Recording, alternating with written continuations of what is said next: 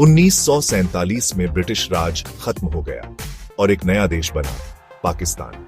British राज के नीचे एक भारत अब दो हिस्सों में बंट गया, इंडिया और पाकिस्तान।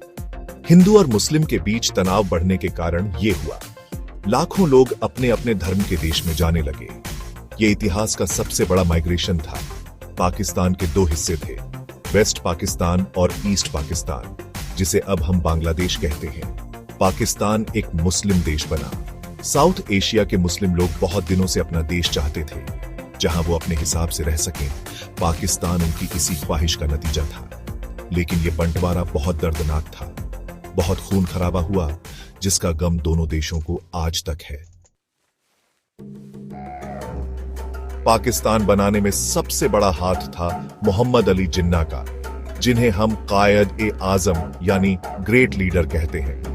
जिन्ना वकील थे और मुस्लिम लीग के सबसे बड़े नेता बने। वो हिंदुस्तान में मुस्लिम लोगों के हक की बात करते थे। वो टू नेशन थ्योरी में यकीन रखते थे, यानी हिंदू और मुस्लिम दो अलग अलग कौम हैं, जिनके अपने अलग धर्म, रीति रिवाज और संस्कृति हैं। जिन्ना की वजह से ही पाकिस्तान आजाद हुआ। उन्होंने ब्रिटिश सरकार से बातचीत की और नए देश की राजनीति को आकार दिया। आजादी के बाद जिन्ना पाकिस्तान के पहले गवर्नर जनरल बने। उन्होंने पाकिस्तान का संविधान और सरकार बनाई।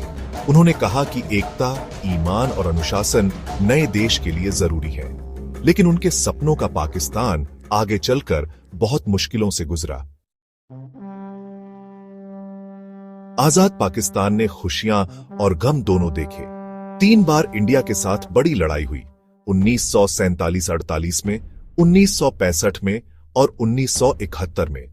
ज्यादातर लड़ाई कश्मीर के लिए हुई। 1971 की लड़ाई में ईस्ट पाकिस्तान अलग हो गया और बांग्लादेश बना।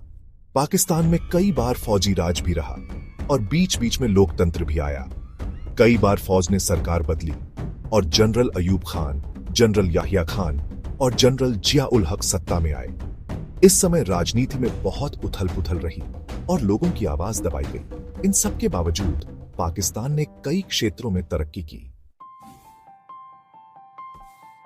आज पाकिस्तान एक न्यूक्लियर पावर है और साउथ एशिया की राजनीति में अहम भूमिका निभाता है। देश के सामने कई चुनौतियां हैं, जैसे आतंकवाद, कमजोर अर्थव्यवस्था और राजनीति में फूट।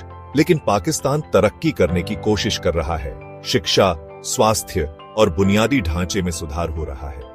पाकिस्तान की विदेश नीति भी समय के साथ बदली है। चीन और मुस्लिम देशों से उसके अच्छे संबंध हैं। वो अपने पड़ोसी देशों से, खासकर इंडिया से भी रिश्ते सुधारना चाहता है। 21वीं सदी की मुश्किलों से जूझते हुए पाकिस्तान दुनिया में अपनी जगह ढूंढ रहा है। यहाँ की संस्कृति रंगीन है, लोग मजबूत हैं और इतिहास शानदार है। पाकिस्तान का भविष्य इस बात पर निर्भर करता है कि वो अपनी चुनौतियों से कैसे निपटता है, लोकतंत्र को कैसे अपनाता है और सबको साथ लेकर कैसे चलता है।